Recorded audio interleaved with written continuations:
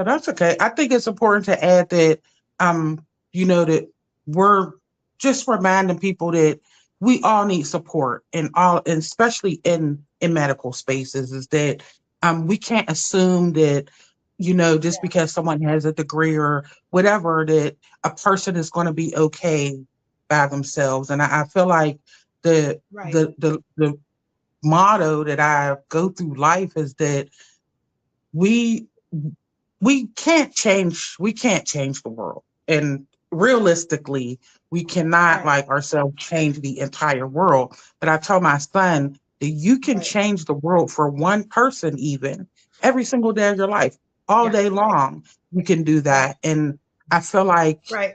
with Right. moms, that we have to do better of supporting each other, because I feel like even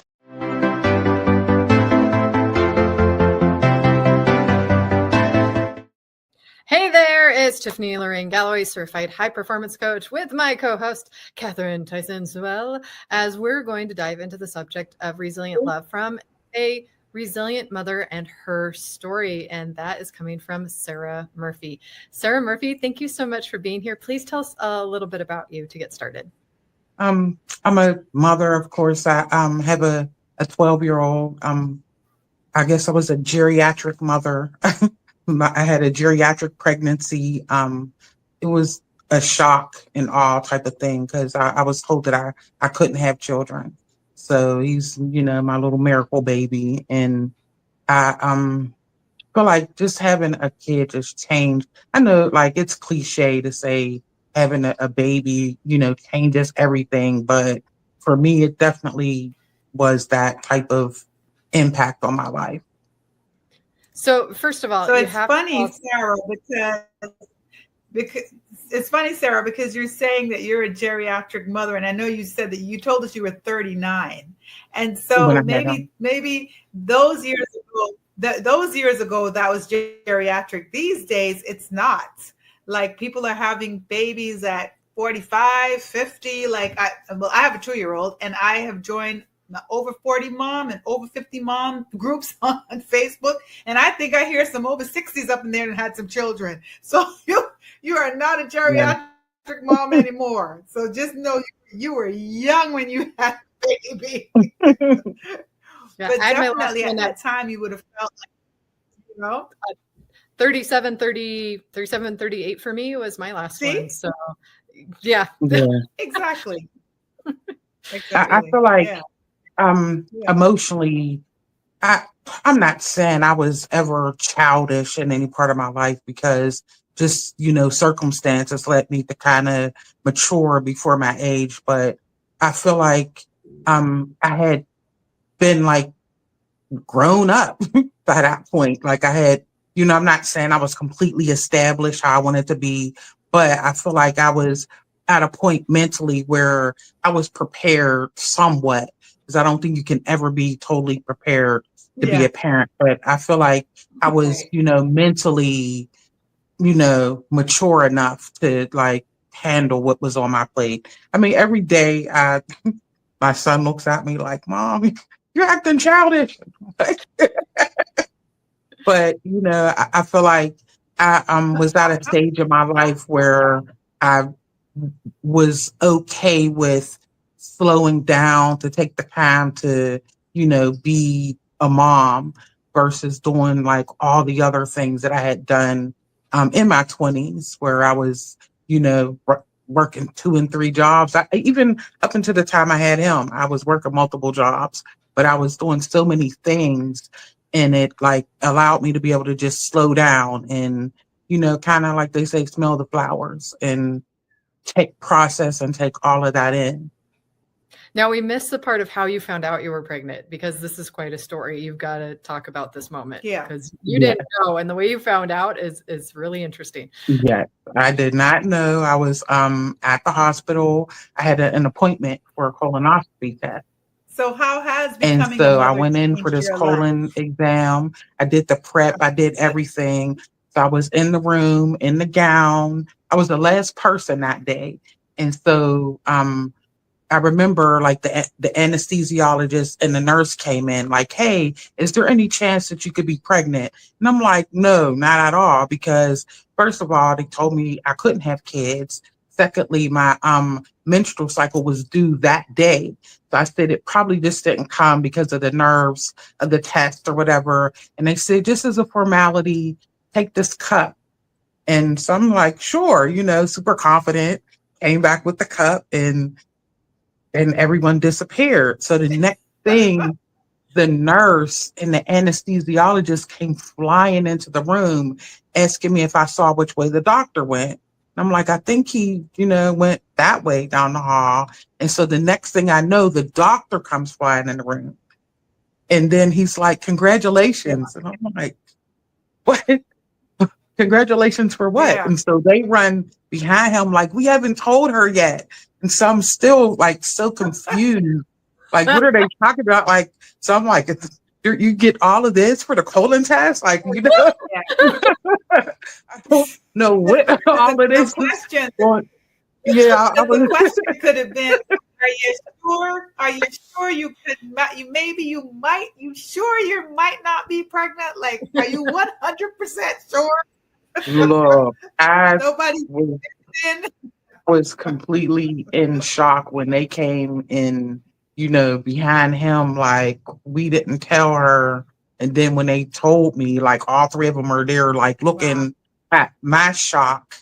And so I just, still to this day, I know that God has a sense of humor just because of that incident right there. And that's how I found out, is I was on the table getting ready to get a colon test, and instead I found out I was pregnant. Well, I can relate to your story because my daughter that we were talking about earlier, I had lots of complications after her, and they told me I shouldn't have any more, and it seemed like I couldn't.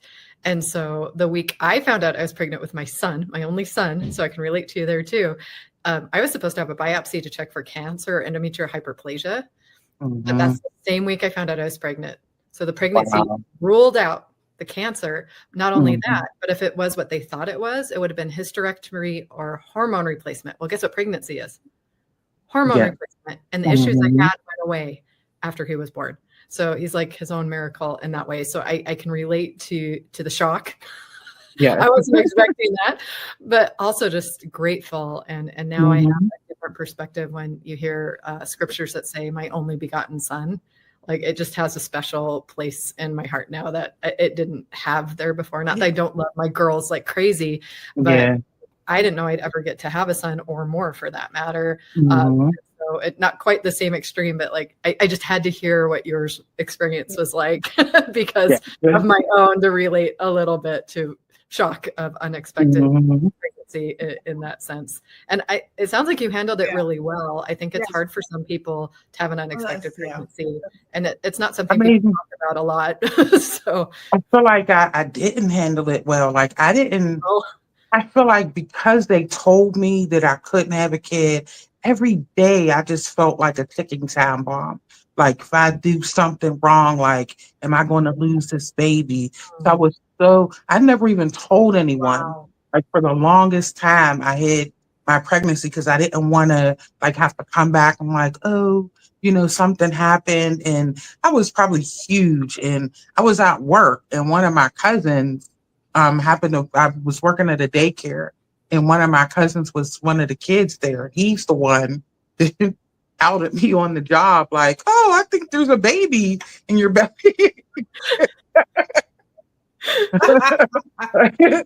So, but I didn't want to tell anyone, and I kept it a secret for a long time until like I just was, showing, and I couldn't have it anymore. And so I feel like those first few months, I was just like distraught more than anything, like just afraid for the baby's life, afraid for my life, because like I said, they said that it wasn't possible.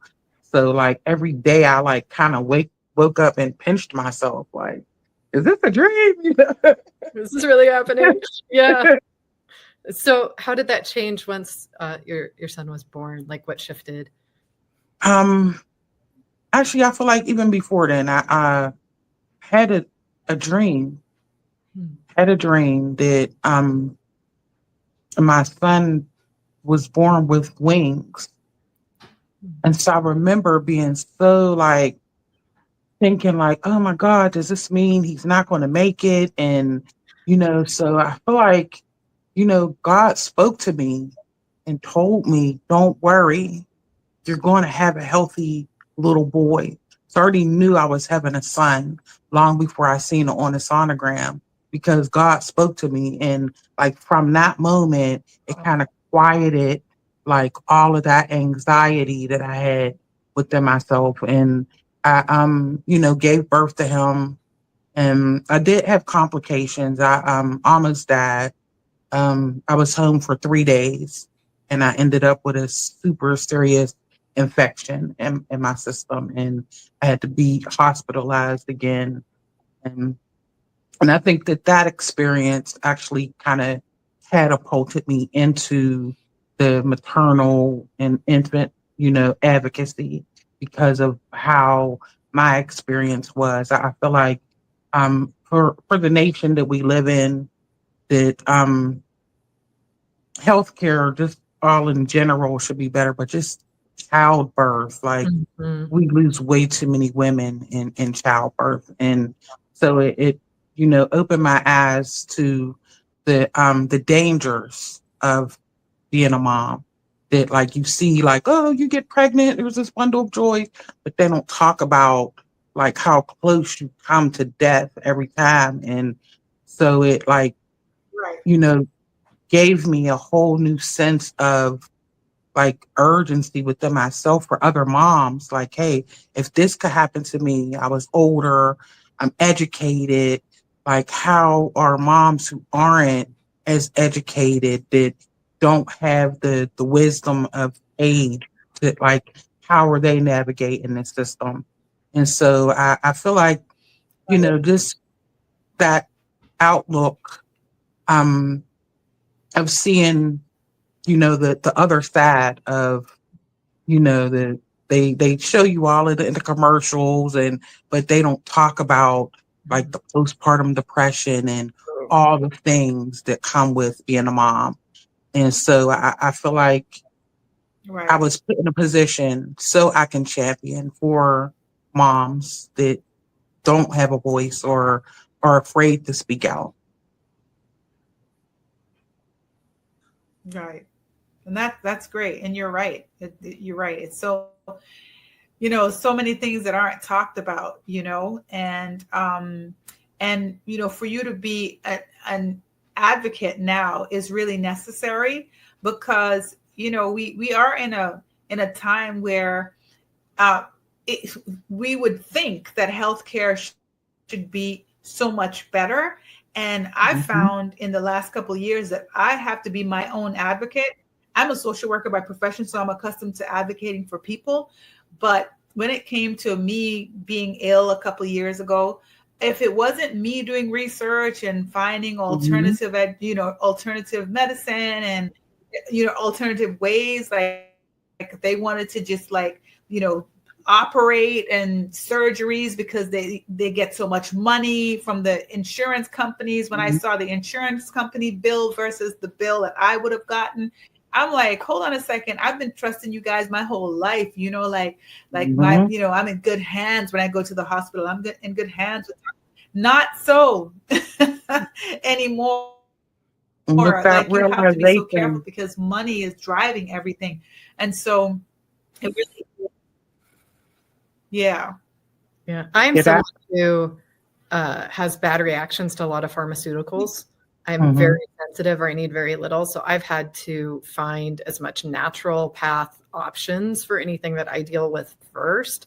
But I'm finding too, I think some people got really burnt out in the medical field. And so I think some good people have left, honestly, from being burned out. And I'm seeing alternatives and other options developing. And it'll be interesting with technology too, because there are things coming out that can read your blood and tell everything that you need in your blood that is more accurate than a doctor. And so there's some fight for those things that are coming Yeah. that will totally change the landscape and give us more accurate options and more freedom to know our individual bodies and what the needs are.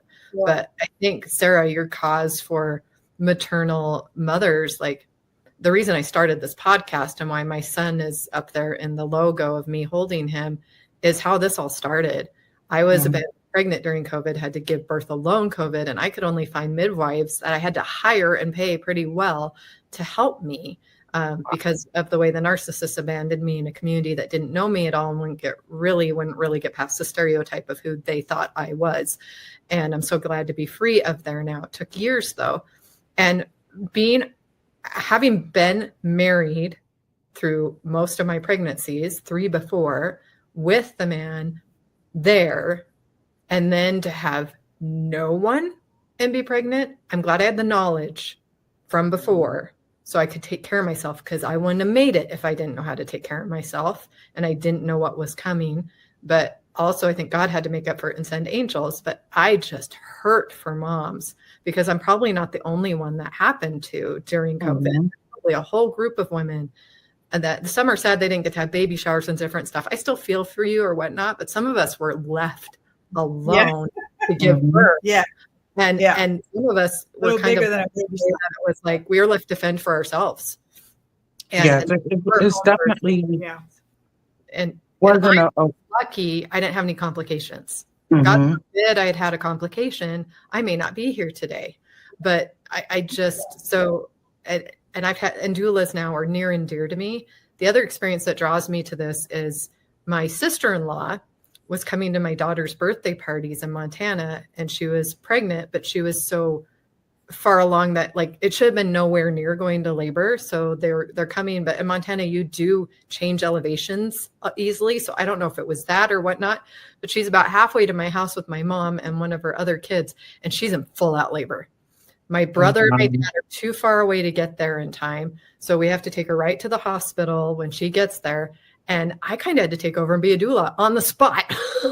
Like I'm glad I've been through things, but I didn't know what she wanted. I didn't know what she was expecting. I just had to be there and comfort her and just kind of be in that, I know what you're going through.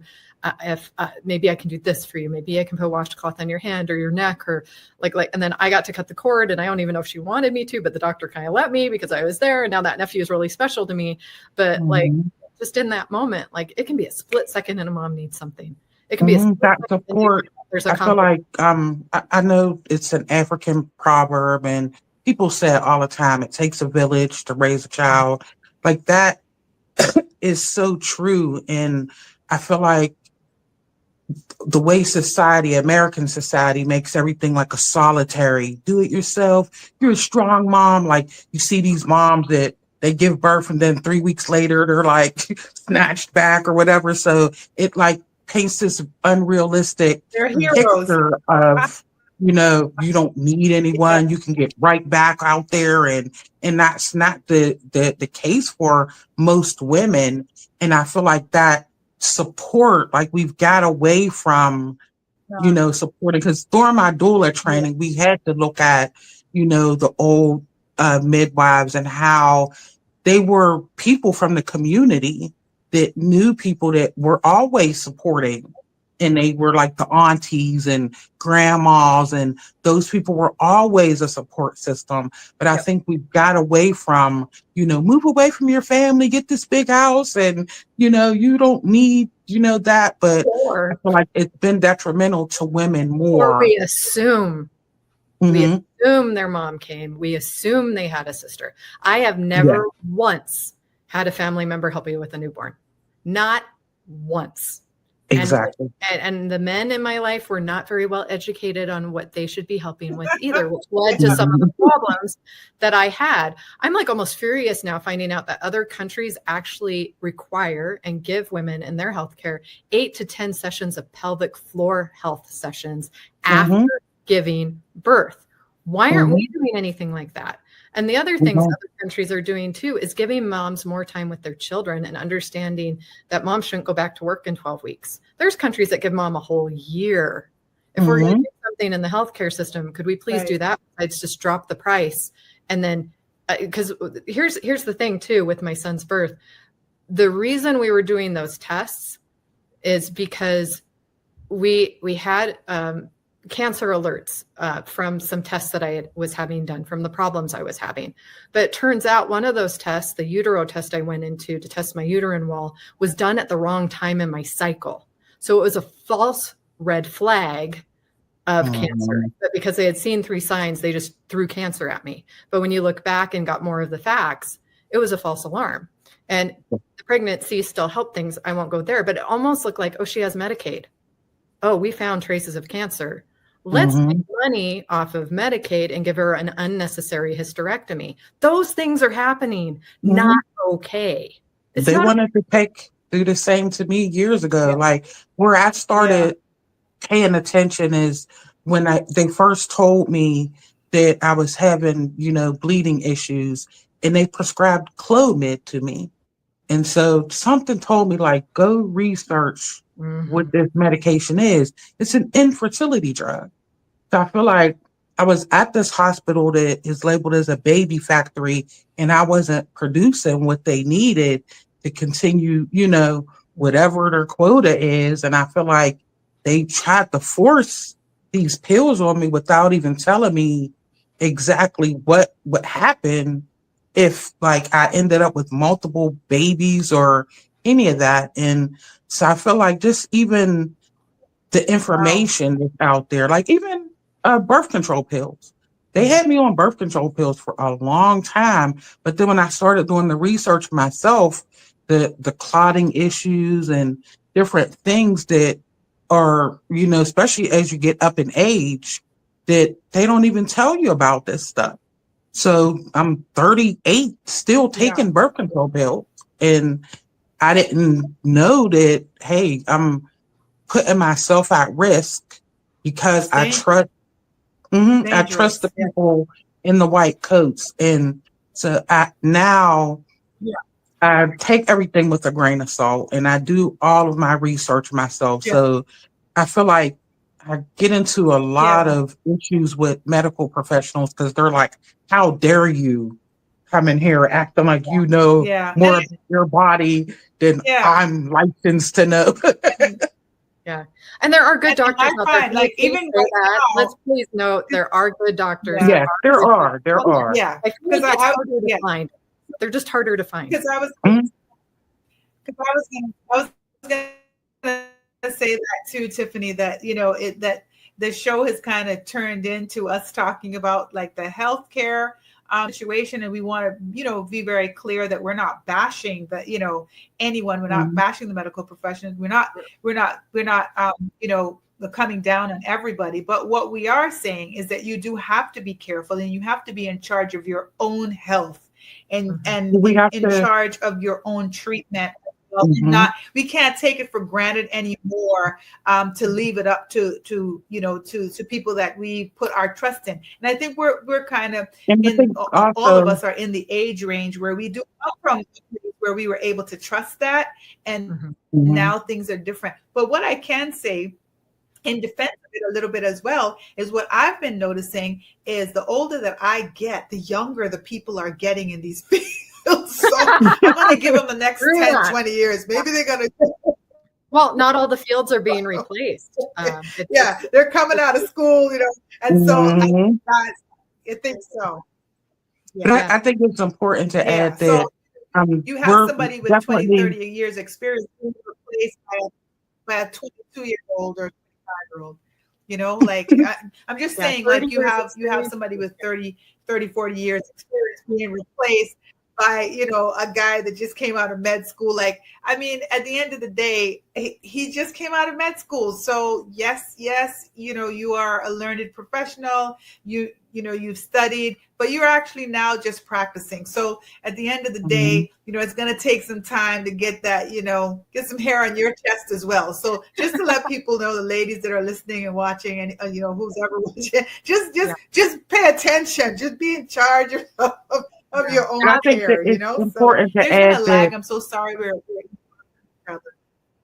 Oh, that's okay. I think it's important to add that, that we're just reminding people that we all need support, and especially in medical spaces, is that we can't assume that just because someone has a degree or whatever, that a person is going to be okay by themselves. And I feel like the the motto that I go through life is that we can't change the world. And realistically, we cannot like ourselves change the entire world. But I tell my son that you can change the world for one person, even every single day of your life, all day long. You can do that. And I feel like with moms that we have to do better of supporting each other. Because I feel like even Harris like stirred up a lot of things that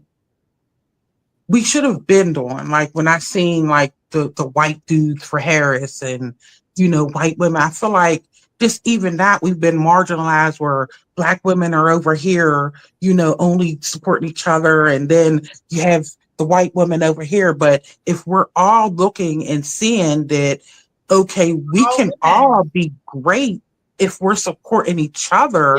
But look how much money, look how much people came together in 100 days for one woman. But if we could all do that every day for every woman, we can totally change, a portion of the world or the world for a woman. And I feel like that's what my goal has been my whole life is, that. And that's a perfect fit for this podcast because this is supposed to be inclusive support for mothers. And we want every point of view. And we want to talk about some of the hard things and the hard subjects because we just want a mother to be well informed of her options that are available to her and to have ways to explore so she can be the resilient mother that she wants to be, whatever that looks like. So we can raise the next resilient generation because if these problems are starting now, we don't want to leave this on them, right? Like we want to prepare them to make a brighter future for the next generation of mothers. And we have this opportunity to connect on podcasts around the world to create such a beautiful worldwide community of mothers if we allow it. But we've got to allow it. And we've got to take all the labels and all the things that they're trying to separate us with and get past it and come back to, I'm a mother, you're a mother, you love your child, I love my child. How do we support each other? And especially pregnancy and childbirth and the area I wish I had known more on. I had 4 completely different births.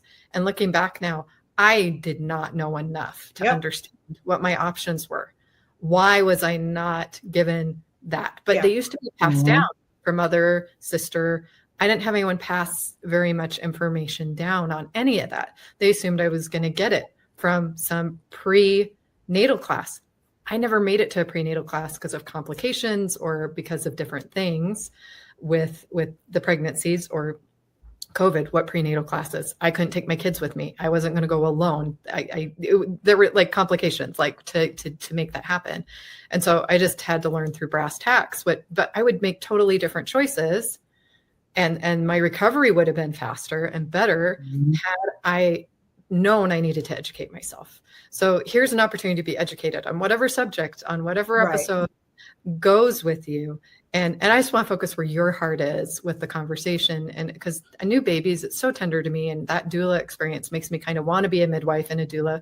But something you have to do is support because you're on call for 24/7. Because when you want a doula or a midwife, it's not this, I am going to induce you on this date for my schedule. It is wait for the mom to naturally go into labor when her body does. So you kind of, it varies. It's not 40 weeks. It could be more, it could be less. And so it becomes this different, more natural process that we've gotten away from instead of the convenient process that we're told is best. And in some cases, it's important to be at the hospital. Don't get me wrong. And I had to at the last one just to get rest and different things. But I also had a water birth. I also had one with a midwife/nurse. I had one at a hospital. So I've like seen all the variations and I just wanted to know more. And so be the advocate for yourself.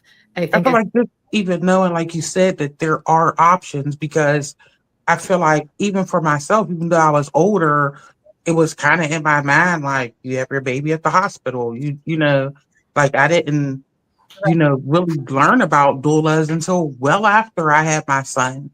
And I'm like, wow, there's all of these Right. things are options for moms. So I feel like these conversations are necessary because there's no one size fits all. Like you said, you have 4 babies, Right. 4 different type of experiences. And I feel like if we don't know that, hey, you can get a midwife, or there's doulas out here that can help you, or you can, if you want to even do a home birth, you can have that option as well. Is that things aren't so rigid where we can't be flexible enough to, to be Right. able to evolve with the needs that we have at that moment. And every day those needs change. So I totally and completely feel like we're all put in a position to be the champion for each other. And sometimes people don't realize that they do have the power in them to be that for another person. And it doesn't have to be, an organized, let's do, that spreadsheet type of thing. Sometimes all it is just holding a woman's hand to let her know, hey, I support you, That's it. or being Yeah. that ear, Supporting mm-hmm. Yeah, supporting her through it. Yeah, for sure. And I'm so, I really love what you said about, how basically what you said is we're all connected in some way. And Mm-hmm. as women, regardless of our race, our creed, wherever we come from, it doesn't matter. We're experiencing the same things. And I think that's the thing that connects us, right? We're mothers, we have our children. We want the best for them. We want them to succeed. We want them to be happy. These are things that are common across the board. And when we continue to look past the race, issues and kind of strapping things on our back that don't even belong there. Like not to say that we're turning a blind eye, not to say that we're ignoring stuff or that, certain things aren't reality or whatever, but still, as much as we can find the differences, the similarities are what should allow us to continue to grow our communities and our resources so that we can support one another, because we definitely need to support one another, because we're all out there having similar stories and similar experiences. And it's unfortunate that some people actually don't make it through because they didn't have the support or because they didn't have the knowledge. So that I think is very, very necessary going forward. I Yeah. feel like So we're so happy to bring people like you onto my the mother made the Resilient Mother choices. podcast, Sarah, to just share your story. Go ahead. You go. Okay. I feel like my mother, she, had her babies in the 70s and she didn't have any support. And here we are, 2025. There's a mom giving birth right now by herself. But I feel like it's not just during those times. Women need support all through the course of their life. Every Monday, I shop for a woman. I used to clean the building, and I would see this older woman that seemed like she didn't have any family. And so one day she fell while she was out shopping. And after I saw her, like she had a black eye and she just looked really bad after this fall. And so I told her, and this was years before the pandemic, I've been shopping for her every Monday, that if you need anything from the store, I'll go get it for you. And since that day, I go once a week to look out for this lady. I don't get paid to do it. I do it because I could recognize she was alone. She didn't have any family. And so me and my son are her family. But this woman, she doesn't forget a birthday. She doesn't forget a holiday. Wow. Like she's 70 something years old. She's an older Catholic woman. And so she prays for us, like so many things. But I showed my son, he was way like so young when we started doing this, is that it's our responsibility to look out for her. Even though she doesn't look anything like us, we don't know this woman, but we can recognize that she needs someone.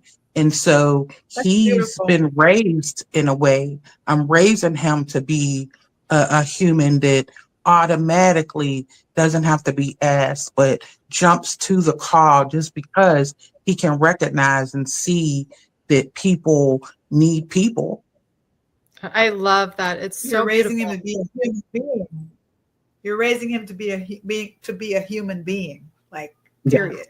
And we need so much more of that. So that's yeah. And she's so blessed to have you in her life, you and your son. Yeah. Oh, Sarah, thank you so much. You just have a beautiful for heart. having me. I'm so glad you had the courage to come on and share your story with us. And I can tell there's some more aspects, and maybe we'll see you around again. If someone wanted to learn more about you and the She things has that to you're come doing, back. yeah, we could. Well, She definitely, has we to can come back, always Tiffany. Yeah, she does. look. I had a lot of stuff we haven't even I covered, only like heard that like whole this much of it. Yeah. that whole incident with my sister. But you She guys has can watch She has it. to come back. Um, We got to talk about the TLC show and the experience. She has to come back, Tiffany. We have to book her to come back and tell that story. Yes, Yeah. we will. Yes. Well, thank you, listeners, for being here. Sir, if somebody wanted to find you or reach out to you, where could they find you? On social media platforms, I'm Sarah Lynn Murphy on Facebook, Sarah Lynn 42 TOO on Instagram. Perfect.